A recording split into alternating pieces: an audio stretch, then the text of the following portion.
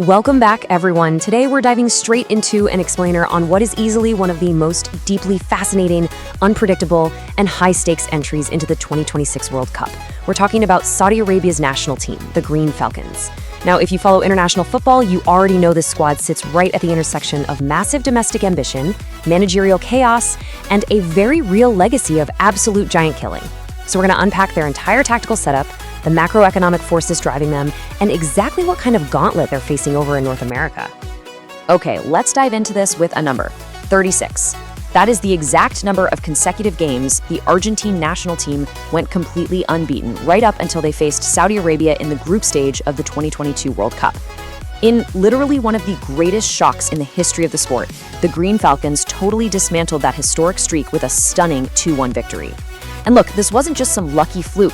It was an absolute masterclass in defensive discipline and aggressive high pressing that put the entire footballing world on notice. It's the ultimate proof of concept that on their day, this team can take down absolute football royalty. To figure out what's going to happen in 2026, here's our roadmap for this explainer. We're going to break down the Giant Killer's return, a bumpy road to 2026, tactics and key weapons, surviving Group H, and finally, the ultimate verdict. Let's kick things off with part 1, the Giant Killer's return.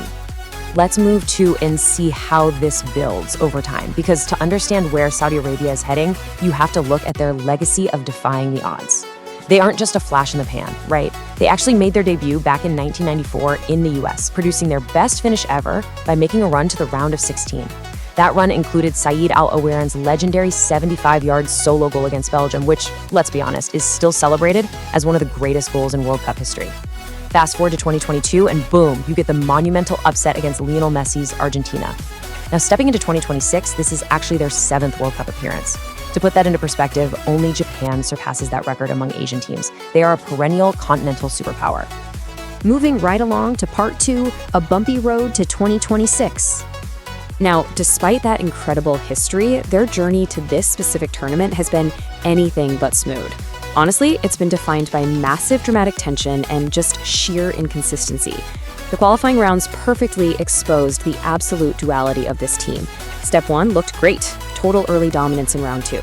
But then step 2 in the third round hits, and they suffer a devastating 2-0 loss to a much lower-ranked Indonesian side. It really begs the question, how on earth does a team capable of beating Messi's Argentina struggle so mightily against Indonesia? That's the whiplash of international football for you. It got so bad that it all came down to step 3, where they barely clinched their spot. It literally took last-gasp stoppage-time heroic saves from their goalkeeper Nawaf Al-Akidi against Iraq to secure a 0-0 draw and squeak through. Now, what's really interesting about this slide is that amidst all this qualifying chaos, the Saudi Federation made a huge, shocking move. Less than 2 months before the 2026 tournament kicks off, they parted ways with Hervé Renard and appointed the man behind this, quote, Greek manager, Georgios Donis. Giving a manager just weeks to prepare a national team for the biggest tournament on earth is an unbelievably short runway. But Donis has spent roughly a decade managing in the Saudi Pro League. He knows these players inside and out. And as you can tell, his philosophy is clear: organization and discipline above everything else.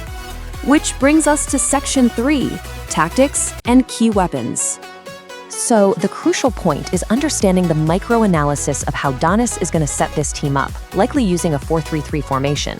The fascinating thing here is that their greatest strengths are exactly what create their biggest weaknesses. Their insane collective cohesion lets them run a highly aggressive offside trap, which is the exact tactic they use to neutralize Argentina. They hunt in packs and hit you with deadly counterattacks. But that same high press leads to severe highline vulnerability. If a team beats that initial press, the Saudi defense is completely exposed to pace and behind. We actually saw this exact flaw in a 1-0 friendly loss to Egypt recently. Plus, they struggle with creative depth. If plan A isn't working, they have a really tough time breaking down a stubborn set defense. A huge part of this unique tactical dynamic comes down to squad origin. Out of a 26-man roster, 25 of these guys play domestically in the Saudi Pro League. There is literally only one European-based player. Now, on paper, you'd think this total lack of European exposure is a massive disadvantage against elite squads. But actually, it's a profound, unique strength. These guys train together, play against each other every weekend, and implicitly understand each other's rhythms. It breeds a level of unparalleled tactical familiarity and chemistry that you just do not see in national teams pulled from random clubs all over the globe. Let's look at the core weapons at Donus's disposal. You've got Salem Al-Dawsari, the 34-year-old captain. He's their visionary creator and the guy who hit that legendary winning strike against Argentina. Up front is Feras Al-Brikan, a 26-year-old lethal left-footed striker. Defensively, you have Saud Abdulhamid, that one single European player we mentioned. He brings absolute elite pace from RC Lens, where he famously became the first Saudi player to win the Coupe de France. And finally, Mohamed Kanno. He is the unsung defensive engine in the midfield. Honestly, without him shielding the backline, their entire defensive organization just kind of falls apart. All right, Section 4, Surviving Group H. All this tactical theory is about to hit a brick wall of reality, because this is the mountain they have to climb in the group stage. You've got Spain, ranked second in the world, coming in hot as Euro 2024 champions. Then there's Uruguay at 17th, playing Marcelo Bielsa's notoriously exhausting, intense, high-pressing style.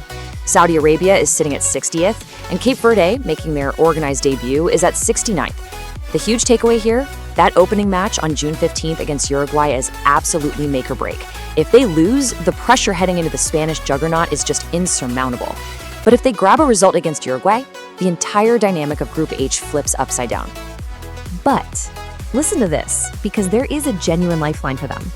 The 2026 tournament has an expanded 48-team format.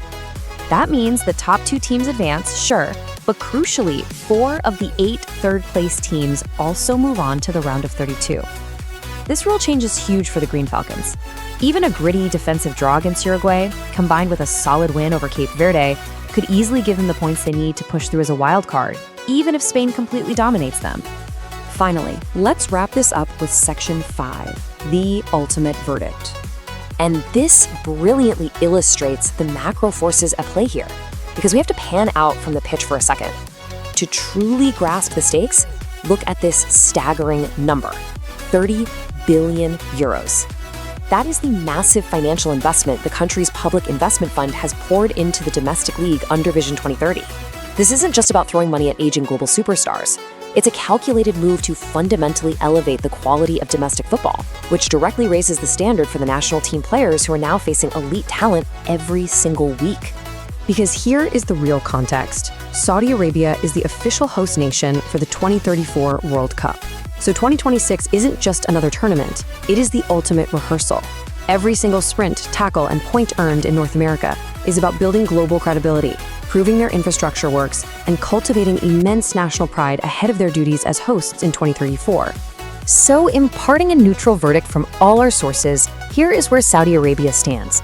They are walking a razor-thin line between being a major early elimination risk and a genuine tournament dark horse. They're absolutely capable of elite defensive brilliance that can frustrate the top 10 teams in the world. But they're also deeply vulnerable to sustained pressure, and their inconsistency is a glaring liability, especially with a manager who basically just unpacked his bags. Ultimately, surviving Group H hinges entirely on those crucial fixtures against Uruguay and Cape Verde. It really is the ultimate tension of opposites, isn't it? You have a squad built on world-class, deep-rooted chemistry, fueled by a 30 billion euro domestic revolution carrying the massive geopolitical hopes of a future host nation, and yet they're stepping onto the pitch managed by a coach who had just weeks to prepare. Can a team with this much pressure and this little prep time channel that 2022 magic and shock the world once again? Or will the structural chaos prove to be too much? Whatever happens, the Green Falcons are going to be absolute must-watch TV. Thanks for joining us for this explainer, and we'll see you next time as we keep breaking down the beautiful game.